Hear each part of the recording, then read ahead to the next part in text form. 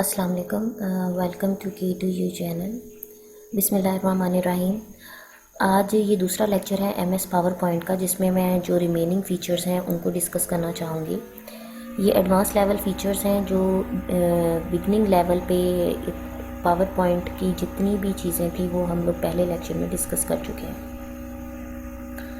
अच्छा, आज मैं इसमें जो चीज़ आपको बताऊँगी वो ये है कि आप जो टेक्स्ट इसमें राइट किया जाता है उसको किसी भी टाइम पे आप उसको एडिट कर सकते हैं। जैसे कि ये MS पावर पॉइंट है, इसको मैं यहाँ पर इसको चेंज कर सकती हूँ। सपोज़ मैं इसको दोबारा से लिखना चाहूँ तो मैं फिर भी राइट कर सकती हूँ। उसके अलावा ये देखें कि ये आप देख सकते हैं कि अब जो माउस पॉइंटर है वहाँ पे बन रहे हैं 4 एरोज़। ठीक है, उन 4 एरोज़ के ज़रिए से मैं इनको मूव भी कर सकती हूँ। ये देखें, मैं यहाँ मूव करती हूँ, ये यहाँ हो गया, मैं यहाँ मूव करती हूँ तो ये यहाँ हो गया। इसको मैं इसकी प्लेस पे वापस कर देती हूँ। सेम जहाँ जहाँ आपको टेक्स्ट नज़र आएगा उसको आप मूव कर सकते हैं जब आपके सामने 4 एरो ये शो हो रहे होते हैं। ये मूवमेंट का पॉइंट होता है कि आप इसको यहाँ मूव कर सकते हैं, इधर वापस भी ला सकते हैं। इसी तरीके से इसको भी मूव कर सकते हैं आप। ठीक है, सपोज अगर मैं इसको इधर कर देती हूँ। नेक्स्ट आप देखें कि ये नेक्स्ट स्लाइड है, इसमें ये देखें इसको भी मूव किया जा सकता है ऊपर से नीचे की तरफ। ये है तो इसको हम अगर 2 एरोज़ आपके सामने इस फॉर्म में शो हो रहे हैं तो इसका मतलब ये है कि आप उसकी विड्थ को लेंथ विड्थ को चेंज कर सकते हैं। ठीक है, इधर करते हैं, इसमें मज़ीद टेक्स्ट आप ऐड कर सकते हैं। ठीक है, और इसको शॉर्ट भी किया जा सकता है इसकी लेंथ को। और अगर 4 एरोज़ आपके सामने शो हो रहे हैं तो इसका मतलब ये है कि आप इसको पूरे के पूरे टेक्स्ट को मूव कर सकते हैं। नेक्स्ट जो चीज़ मैं आपको डिस्कस करने जा रही हूँ वो है व्यूज़। आप देख सकते हैं कि मेन्यू बार में हमारे पास ये एक मेन्यू ऑप्शन है जिसमें लिखा हुआ है व्यू। इसको क्लिक करते हैं तो आप देखेंगे कि आपके सामने ये नॉर्मल व्यू एक्टिवेट है। ठीक है, इस नॉर्मल व्यू में क्या होता है कि एक साइड के पे आपके पास ये स्लाइड्स शो हो रही होती हैं। ठीक है, इस पर आप ये देख सकते हैं कि ये देखिए, ये लिखा हुआ है स्लाइड्स और ये लिखा हुआ है आउटलाइन। ठीक है, एक ये वाला पोर्शन होता है जहाँ पे माउस पॉइंटर को आप देख सकते हैं, जहाँ पे तमाम की तमाम स्लाइड्स आपके पास शो हो रही होती हैं। इस बटन को प्रेस करने से आप ये देखें कि वो स्लाइड्स आपके तमाम की तमाम विजिबल होती हैं। हम दोबारा वापस इसको ले जाते हैं। ठीक है, दूसरा ये वाला पोर्शन है, ये माउस को आप देख सकती हैं कि ये वाला पोर्शन है हमारे पास। ठीक है, जिसमें हम लोग स्लाइड को एडिट करते हैं, इसमें चेंजिंग कर सकते हैं अपनी मर्ज़ी से कुछ भी। तीसरी चीज़ यहाँ नीचे देख सकते हैं आप कि मैंने यहाँ नीचे कुछ राइट किया हुआ, जैसे MS power point is a presentation software, there is a basic introduction of MS power point. अब इसको अगर मैं थोड़ा सा इसका साइज़ इंक्रीज़ करूँ, ये देखिए, तो ये देखिए मैंने ये इस प्रेजेंटेशन में मैं क्या क्या इस लेक्चर में देने जा रही हूँ, क्या क्या मैं प्रेजेंट करने जा रही हूँ, सारा का सारा मैंने इसमें राइट किया है। तो बेसिकली यहाँ पे आप अपने नोट्स बना सकते हैं। नोट्स बना के आपने कहीं प्रेजेंटेशन देनी है तो नीचे आपके पास ये चीज़ मटेरियल पड़ा हुआ होता है कि आपको याद करने की ज़रूरत नहीं है। आप यहाँ से भी देख सकते हैं कि आपने मज़ीद क्या क्या प्रेजेंट करना है, या यहाँ पे नोट्स, ये स्लाइड है और इसकी डिस्कशन आप यहाँ पे डिटेल डिस्कशन यहाँ पे राइट कर सकते हैं। इसके नोट्स जो है ना वो प्रिंट करवा के आप अपने ऑडियंस को भी दे सकते हैं। तो ये आपकी हेल्प के लिए है। ठीक है, नोट्स, यहाँ पे नोट्स बनाए जाते हैं। ठीक हो गया। अब उसके बाद हम, ये था नॉर्मल व्यू, आगे आ जाता है slide sorter view. Slide sorter को जब मैंने क्लिक किया तो देखिए आपके सामने छोटी छोटी फॉर्म में छोटी छोटी पिक्चर की फॉर्म में स्लाइड्स आ गई हैं। अब इसमें हम एडिट नहीं कर सकते इधर, ठीक है, लेकिन इसकी लोकेशन चेंज कर सकते हैं। अब मैं ये चाह रही हूँ कि जो फर्स्ट नंबर वाली स्लाइड है वो लास्ट में आ जाए, तो मैंने इसको माउस पॉइंटर से पकड़ा, बटन प्रेस किया और मैं अब इसको ड्रैग कर रही हूँ। तो ये देखिए मैंने यहाँ ला के इसको छोड़ दिया तो फर्स्ट वाली स्लाइड जो MS पावर पॉइंट वाली वो 9 नंबर पे आ गई है। और अगर इसी तरीके से मैं इसको 9 को दोबारा मैं इसी फर्स्ट वाली स्लाइड को मैं यहाँ पर भी ले जा सकती हूँ। मैं यहाँ पर ये जैसे चली गई, लेकिन क्योंकि ये फर्स्ट स्लाइड है तो मैं इसको फर्स्ट नंबर पर ही कर दूँगी। ये फर्स्ट नंबर पर चली गई। तो ये एक तरीका है स्लाइड्स को मूव करने का, आप कहीं पे भी मूव कर जा सकते हैं। फॉर एग्जांपल सेकंड नंबर की स्लाइड है, इसको दूसरा तरीका ये है इस पर मैं क्लिक किया और क्लिक करने के बाद मैंने इस पर साइड क्लिक किया तो यहाँ से मैं कट करके यहाँ पे पेस्ट कर सकती हूँ। सपोज मैंने इधर से कट कर दी, वहाँ से स्लाइड वो वाइब हो गई। यहाँ पे क्लिक किया और यहाँ पे मैंने पेस्ट कर दी तो वो स्लाइड यहाँ पे शो हो गई। ठीक है, अब मैं ये अंडू जो बटन है इस पर प्रेस करूँगी तो ये वापस अपनी जगह पे चली जाएंगी। नेक्स्ट जो हमारे पास व्यू आता है वो है नोट्स पेज। अब ये देखिए मेरे पास ये वाली सिलेक्ट थी। नॉर्मल व्यू में मैं जाती हूँ। नॉर्मल व्यू में इसमें मैं फ़र्स्ट वाला जो है पेज वो ओपन किया। उसके बाद मैंने नोट पेजेस पे मैं गई तो देखें ज़रा, वो जितना मैंने नोट लिखा हुआ था वो सारे के सामने सारा मेरे सामने आ गया। इस फॉर्म में आप स्लाइड्स जो हैं, मैं सपोज़ यहाँ पे मैंने कोई टॉपिक लिखा हुआ है और उसकी सारी की सारी डिटेल नीचे है। मैं इस फॉर्म में इसका अगर प्रिंट निकलवाऊँ तो ये मेरे लिए काफ़ी यूज़फुल हो सकता है, या जिनको मैं प्रेजेंटेशन दे रही हूँ वो लोग इसको यूज़ करें तो उनके लिए भी ये काफ़ी यूज़फुल हो सकता है। उसके बाद मैं दोबारा नॉर्मल व्यू पे गई। नेक्स्ट जो है हमारे पास व्यू है वो है स्लाइड शो व्यू। ठीक है, स्लाइड शो व्यू पे जब मैं क्लिक करूँगी तो यही स्लाइड्स मेरे पास बिल्कुल स्लाइड शो में सामने आ जाएंगी। इसकी इर्द गिर्द की सारी चीज़ें जो हैं वो ख़त्म हो जाएंगी, सिर्फ स्लाइड्स आपके सामने प्ले होंगी जैसे ये है। उसके बाद मैंने एरो बटन अपने कीबोर्ड से प्रेस करती जा रही हूँ तो वो नेक्स्ट स्लाइड आ गई। उस पर जो मैंने इफ़ेक्ट्स लगाए थे उसके अकॉर्डिंग वो स्लाइड्स ऐसे प्रेजेंट होती जाती हैं। उसके बाद मैं एस्केप की प्रेस करूँगी तो ये वापस अपनी पोजीशन पे चला जाएगा। ठीक है, आई होप ये आपको व्यू की जो है ना अंडरस्टैंडिंग होगी। अब यहाँ पे 3 व्यूज़ यहाँ पर भी शो हो रहे हैं आपके पास। ये है नॉर्मल व्यू जो कि इस वक्त एक्टिवेट है। ये है स्लाइड सॉर्टर व्यू, ये देखें ज़रा सॉर्टर में आ गया। ये है slide show view, slide show आ गया। ठीक है, ये यहाँ पे इसके शॉर्टकट्स बने हुए हैं, इसको आप यहाँ से भी यूज़ कर सकते हैं और व्यू में से जाकर भी यूज़ कर सकते हैं। नेक्स्ट हमारे पास आ जाता है डिज़ाइन। इसमें आप ये देखें कि डिज़ाइन में हमारे पास ये डिफरेंट डिज़ाइन शो हो रहे हैं। थीम्स, ये देखें ये थीम्स लिखा हुआ है और थीम्स में हमारे पास डिफरेंट थीम शो हो रहे हैं। इस वक्त जो मैंने थीम लगाया हुआ है वो ये थीम है। मैं इसको पर्पल करना चाहूँ, ये वाला थीम लगाना चाहूँ, उसके अलावा ये ब्लैक फॉर्म में मैं लगाना चाहूँ या कोई भी मैं लगाना चाहूँ, मैं उसके ऊपर जाके क्लिक कर दूँगी। लेकिन क्योंकि मैंने ये सिलेक्ट किया है तो मैं इसी को ही रखती हूँ। ठीक है, लेकिन अब यहाँ पर ये है कि हम अपने थीम को मॉडिफाई करना चाह रहे हैं कि ये तो बहुत कॉमन सा है, नॉर्मली बहुत सारे लोग यूज़ कर रहे हैं इसको, तो क्यों ना इसको थोड़ा सा मॉडिफाई किया जाए। तो मैं क्या करूँगी कि मैं इसमें कलर्स में जाऊँगी। ये देखें इसी में डिज़ाइन टैब में कलर्स में मैं गई तो अब इसके कलर चेंज कर सकते हैं। ये देखें कस्टम 11 पे गई तो ग्रीन हो गया। उसके बाद नेक्स्ट में गई हूँ इधर 12 पे, 13 पे। ये देखें आप देख सकते हैं कि जैसे जैसे मैं उसको नीचे मूव कर रही हूँ तो उसमें ना चेंजिंग आ रही है।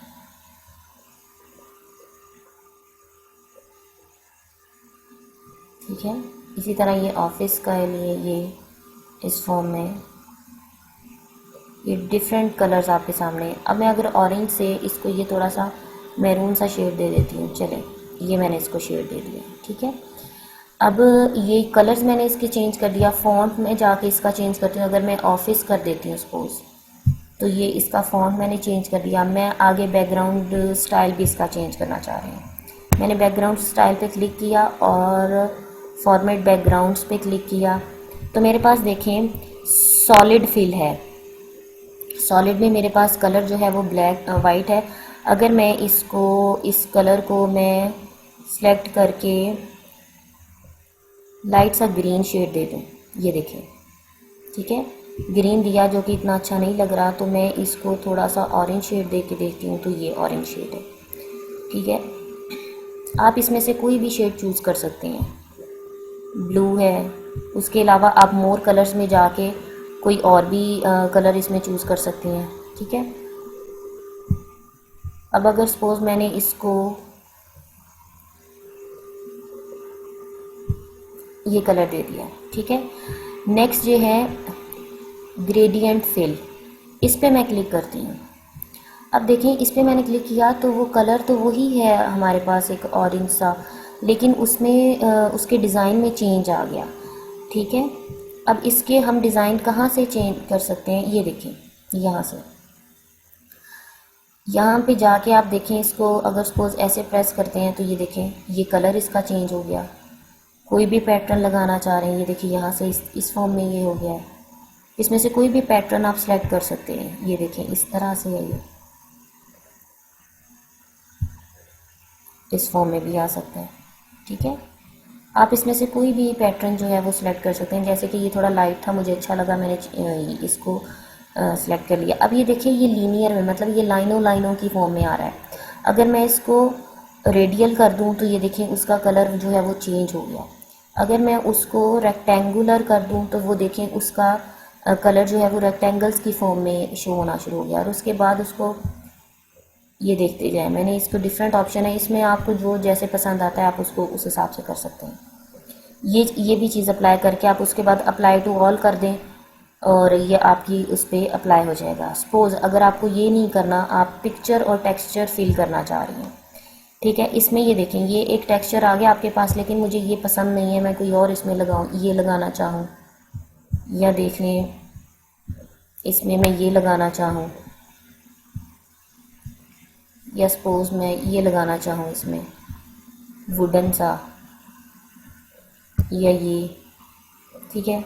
अब सपोज़ मुझे मैंने ये लगाना है तो मैं इसको कर दूँगी अप्लाई टू ऑल। तो जब मैंने अप्लाई टू ऑल किया तो आप यहाँ से देख सकती हैं ये सारे के सारे पे अप्लाई हो गया, और इसको मैं कर देती हूँ क्लोज़। अब ये देखें मैंने, अगर आप देखें तो मैंने ये अपना जो है ना वो बना लिया हुआ है, एक थीम अपना क्रिएट कर लिया है। अब इस थीम को डिफरेंट स्टाइल से क्रिएट किया जा सकता है। जैसे टेक्स्ट बैकग्राउंड में ज़रूरी नहीं कि आपने यही करना है, आप सिर्फ कलर, सॉलिड कलर लगा सकते हैं, आप ग्रेडियंट फिल कर सकते हैं, या टेक्स्ट या पिक्चर, ये आपके अपने ऊपर डिपेंड करता है। और अगर आप पिक्चर लगाना चाहते हैं तो पिक्चर को यहाँ से आप जो कोई पिक्चर लगाइए उसको रिकलर भी कर सकते हैं, ठीक है, कलर चेंज कर सकते हैं इसका। अब ये हमारे पास बन गया है, इसको हमने सेव करना है। तो हम क्या करेंगे, यहाँ पे मोर के बटन पे मैंने क्लिक किया तो सेव करंट थीम, ठीक है, इस पर मैं क्लिक करूँगी। अब यहाँ पे मैं अपनी थीम का नेम दे दूँ। ये देखिए मैंने थीम 1 और थीम 2 के नेम से, माई थीम 1 और माई थीम 2 के नेम से मैंने 2 ऑलरेडी बनाए हुए हैं। तो यहाँ पे मैं इसको कोई भी नाम दे सकते हैं, XYZ कोई भी, लेकिन मैं क्योंकि एक ही पैटर्न रख रही हूँ तो मैं यहाँ लिखती हूँ माई थीम 3 और मैं इसको कर देती हूँ सेव। अब मैंने इसको सेव कर दिया तो ये अब इन थीम में सेव हो गया। अब यहाँ पे देखें जो कस्टम है ना, इसमें जो मैंने फर्स्ट वन बनाया था ना वो ये था, ठीक है, ये कस्टमाइज्ड है, जो मैंने खुद बनाया था ये था। दूसरा जो था वो मैंने ये बनाया था, ठीक है। अभी जो तीसरा आपके सामने मैंने बनाया है वो ये है। इस तरीके से आप इन थीम्स को चेंज कर सकते हैं, बना सकते हैं। इसमें से कोई भी थीम आप लगाएं, उसमें से उसको मॉडिफाई करें, मॉडिफाई करने के बाद उसमें कुछ एडिशनल चीज़ें लगाएं और उसको आप अपना थीम भी बना सकते हैं। तो ये काफ़ी इजी चीज़ है। नेक्स्ट जो मैंने अब आपको मज़ीद चीज़ें बतानी हैं वो ये है कि यहाँ पे सपोज़, अच्छा ये स्लाइड का तो मैंने आपको बता दिया, यहाँ पे अब मैं आपको आउटलाइन का बताती हूँ। मैंने यहाँ पे आउटलाइन पे क्लिक किया तो ये देखें कि जितना भी टेक्स्ट स्लाइड्स में था ना वो यहाँ पे शो हो गया। फर्स्ट स्लाइड में मैंने लिखा हुआ था MS PowerPoint 2010 इकरा साबिर, उसके बाद माइक्रोसॉफ्ट ऑफिस था, उसमें ये चीज़ें लिखी हुई थी। थर्ड स्लाइड में ये चीज़ें हैं, जितना टेक्स्ट है वो यहाँ पे शो हो गया। लेकिन 6 स्लाइड में देखें, 6 स्लाइड में कोई टेक्स्ट नहीं है, सिर्फ फिगर्स लगी हुई हैं और शेप्स लगी हुई हैं। इसी तरह 7 में भी फिगर और शेप्स लगी हुई हैं, और इसी तरीके से 8 में भी फिगर और शेप्स हैं। लेकिन 10 में आप देखें तो थैंक्स लिखा हुआ है, तो वो आपके सामने शो हो रहा है, ठीक है। अब इसको मैं स्लाइड पे ही कर दूँ। नेक्स्ट आप इसमें देखें ज़रा, इंसर्ट टैब को हम डिस्कस करते हैं, ठीक है। अब ये एक स्लाइड है, इस स्लाइड के बाद मैं एक ब्लैंक स्लाइड ऐड करना चाहती हूँ कि जिसमें हम अब कुछ चीज़ों को इंसर्ट कर सकें। होम में मैं गई, होम में जाने के बाद मैंने न्यू स्लाइड ली और उसमें से मैंने ब्लैंक स्लाइड ले ली, ठीक है। अब मैं इंसर्ट टैब में गई हूँ। इंसर्ट टैब में हम 2 चीज़ें डिस्कस करेंगे। एक तो स्मार्ट आर्ट, ये मैंने स्मार्ट आर्ट पे क्लिक किया। अब यहाँ पे देखें ज़रा कि ये जो स्मार्ट आर्ट में डिफरेंट जो हैं वो आपके सामने शेप्स शो हो रही हैं, जिसमें लिस्ट की फॉर्म में इस तरह से आपके सामने शेप आ रही हैं, लिस्ट की फॉर्म में, प्रोसेस में इस तरह से आ रही हैं, साइकिल में इस तरह से आ रही हैं, हायरार्की में इस तरह से आ रही हैं, रिलेशनशिप में इस तरह से आ रही हैं, मैट्रिक्स में इस तरह से आ रही हैं, पिरामिड में ये इस तरह से आ रही हैं।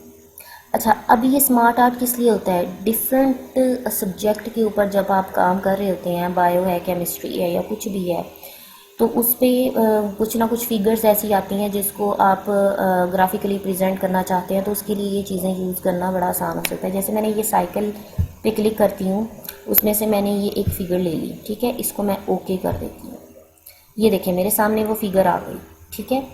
अब ये फिगर आ गई है, इसको यहाँ पे मैंने टेक्स्ट पे क्लिक किया, यहाँ पे मैं अपना ऐड कर सकती हूँ, ठीक है। या फिर ये देखें, इसको ऐसे क्लिक करें तो इस टेक्स्ट पे क्लिक करके यहाँ पे डायरेक्ट भी आप ऐड कर सकती हैं, या फिर आप इसमें जाकर इधर भी ऐड कर सकती हैं, ठीक है। चले मैं अगर डायरेक्ट ऐड करती हूँ और इसको क्लोज कर देती हूँ, डायरेक्ट मैं ऐड करती हूँ। यहाँ मैं लिखती हूँ ऑक्सीजन, ठीक है। यहाँ मैं ऐड करती हूँ कार्बन, यहाँ पे हाइड्रोजन, ठीक है। अब ये देखिए मैंने ये एक बना लिया, अपने एक साइकिल सा बना लिया। अब इस साइकिल को मैं डिफरेंट स्टाइल्स दे सकती हूँ, ठीक है। मैं ये स्टाइल दे दिया, या मैं यहाँ से जाकर इसको ये वाला स्टाइल दे सकती हूँ, ये वाला स्टाइल दे सकती हूँ, ये भी दे सकती हूँ, ये भी दे सकती हूँ। चले मैंने ये दे दिया, ये थोड़ा विजिबल है, ज़्यादा अच्छा लग रहा है। अच्छा, अब ये कलर मुझे अच्छा नहीं लग रहा, तो मैं इसका कलर भी यहाँ से जाके चेंज कर सकती हूँ। सपोज मैंने इसका ये कलर किया, या ये वाला स्टाइल कर दिया, ठीक है। तो ये मैं अपने हिसाब से इसके कलर भी इसमें से चेंज कर सकती हूँ, ठीक है। ये देखिए ये सारे के सारे इसमें कलर्स जो हैं वो अवेलेबल है। अगर मैं ये करना चाहूँ तो ये इस फॉर्म में भी हो सकता है, ठीक है। अब अगर मैं ये चाहती हूँ कि नहीं, इसका जो है ना वो लेआउट ही बदल जाना चाहिए, तो ये देखेंगे सर्कल का मैं कोई भी इसमें लगाती हूँ, तो ये देखें ये मैंने इस फॉर्म में लगाया तो ये फिगर चेंज हो गई। मैंने इस फॉर्म में लगाया तो ये इसको ठीक से प्रेजेंट नहीं कर रहा, तो ऑब्वियसली ये इसमें काम नहीं आएगा। ये आ सकती है, ये आ सकती है, ये आ सकती है, उसके अलावा ये आ सकती है, ठीक है। कोई भी आप फिगर इसको चेंज भी कर सकते हैं, कलर भी चेंज कर सकते हैं, ये सारा का सारा आप टू यू है। उसके अलावा अगर मैं इसको इस फॉर्म में लेती हूँ, ठीक है, इसमें मैं कलर चेंज करना चाहती हूँ, मैं थोड़ा सा इसको ब्राइट करना चाहती हूँ, तो ये देखें इस तरह से मैंने इसके कलर चेंज कर दिए, इस फॉर्म में देख लें, ठीक है। तो ये मेन चीज़ थी यहाँ पे आपको बताना कि इस तरीके से आप जो है वो स्मार्ट आर्ट इंसर्ट कर सकते हैं। अब सपोज़ मैंने नेक्स्ट स्लाइड में भी कुछ इंसर्ट करना है, तो मैं नेक्स्ट पे भी एक ब्लैंक स्लाइड ले लूँगी। उसके बाद मैं दोबारा जाऊँगी इंसर्ट टैब पे, और यहाँ पे अब हम इंसर्ट करेंगे चार्ट्स। ये मैंने चार्ट पे क्लिक किया। अब ये देखें आपके पास डिफरेंट ऑप्शन है। कॉलम्स में चार्ट इस फॉर्म में आपको मिलेंगे, लाइन में चार्ट्स ये लाइन की फॉर्म में मिलेंगे। आगे आप पाई देखते हैं तो पाई में चार्ट्स ये सारे ऐसे सर्कुलर फॉर्म में मिलेंगे। बार में चार्ट्स आपको इस फॉर्म में सारे मिलेंगे। इस तरह एरिया में ये सारे के सारे ऑप्शन है, ये आप इसको देख सकते हैं चार्ट्स में जाके। मैं कॉलम में जाती हूँ क्योंकि ये बिल्कुल अभी स्टार्टिंग है आपके लिए, तो ये मैं फ़र्स्ट वाला सेलेक्ट करके ओके प्रेस कर देती हूँ। अब देखें तो आपकी जो विंडो है वो दो सॉफ्टवेयर में ये चेंज हो चुकी है। एक तरफ आपके पास MS पावर पॉइंट है, दूसरी तरफ है MS एक्सेल।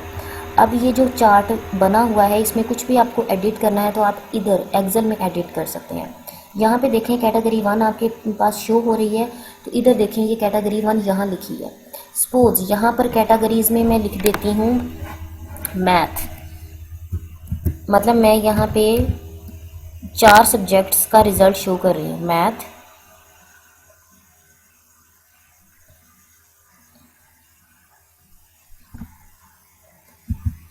ठीक है। यहाँ पे मैं शो कर रही हूँ कंप्यूटर, यहाँ मैं कर देती हूँ साइंस, और यहाँ पे मैं कर देती हूँ इंग्लिश, ठीक है। यहाँ पे ये फर्स्ट टर्म का होगा रिज़ल्ट,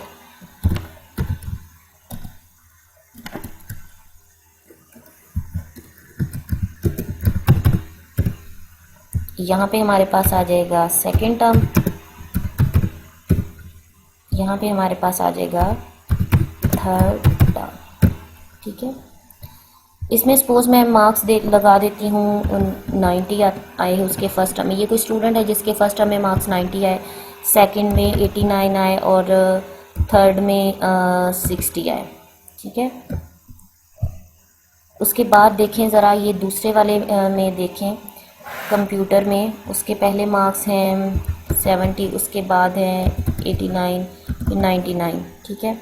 इसी तरीके से साइंस में देखें ज़रा, उसके पहले हैं 90, फिर 97 है, फिर 99 है, फिर इसी तरीके से इंग्लिश में देखें। ये मैंने ना रैंडम मार्क्स दे दिए उसको, ठीक है। अब आप ये देख लें जो मैंने डाटा एंट्री की है, ये है मैथ, कंप्यूटर साइंस, इंग्लिश। तो वो देखें नीचे एडिट हो गया मैथ, कंप्यूटर साइंस और इंग्लिश। और ऊपर जो है first term, second term, third term, वो ये देखें ये प्रेजेंट कर रहा है कि ये जो डार्क ऑरेंज सा शेड है ये फर्स्ट टर्म को प्रेजेंट कर रहा है, जो मैरून शेड है वो सेकंड टर्म को प्रेजेंट कर रहा है, और जो ये थर्ड शेड है हमारे पास ग्रे सा, ये कर रहा है थर्ड टर्म को रिप्रेजेंट, ठीक है। तो ये देखें मैथ्स में पहले उसके 90 मार्क्स थे, तो वो जो फर्स्ट टर्म में 90 मार्क्स थे तो ऑरेंज लाइन 90 को शो कर रही है, फिर उसके थोड़े से कम हुए 89 हुए, तो वो देखें वो थोड़ी सी डिक्रीज़ हो गई, फिर 60 हुए तो बिल्कुल ही डिक्रीज़ हो गई। इसकी फर्स्ट टर्म में कंप्यूटर में 70 मार्क्स थे, कम थे, फिर 89 हुए वो ज़्यादा हो गए, फिर 99 हुए तो वो उससे ज़्यादा प्रेजेंट कर रहा है। तो इस तरीके से आप अपने डाटा को चार्ट के ज़रिए से भी प्रेजेंट कर सकते हैं और उसको MS पावर पॉइंट में आप ऐड कर सकते हैं। अब यहाँ पे अगर मैं इस विंडो को क्लोज़ भी कर देती हूँ और ये देखें ये मेरे पास एज़ इट इज़ है, ठीक है। इसको दोबारा मैं यहाँ पे क्लिक करती हूँ, ठीक है, तो भी आप इसको एडिट कर सकते हैं। एडिट डाटा, साइड क्लिक की मैंने, उसमें एडिट डाटा मैंने किया, तो उसके बाद वो देखें आपके सामने वो फिर से वो दोबारा शुरू हो गया। आप इसको दोबारा से भी चेंज कर सकते हैं इधर से जाके, क्योंकि हमें चेंज नहीं करना तो इस वजह से ये इसको मैं क्लोज़ कर देती हूँ।